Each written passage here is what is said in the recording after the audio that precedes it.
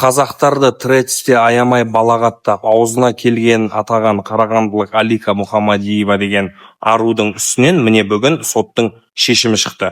Оған бұрын 174 баптың бірінші тармағы бойынша іс қозғалды.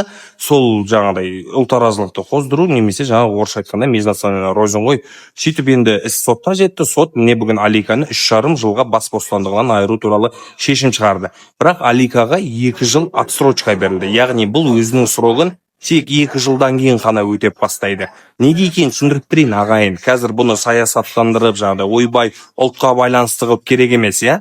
Біз Қазақстан заңға бағынатын мемлекетпіз, біздің өзіміздің заңымыз бар. Ешкімнің ұлты маңызды емес. Бұл жерде Қазақстан Республикасының азаматы болса, ол міндетті түрде еліміздің заңына бағынады. Ал біздің елдің заңында мынандай дүние көрсетілгенде, егер сен әйел адам болсаң, және де кішкентай балаң болса, онда саған міндетті түрде отсрочка беріледі. Осыған дейін де анау Жансұлу Дарханбаева деген әйелдің де дәл осындай жағдай басынан өткен. Жаңағыдай бұған да кәдімгідей сот шешім шығарды, бірақ отсрочка берді.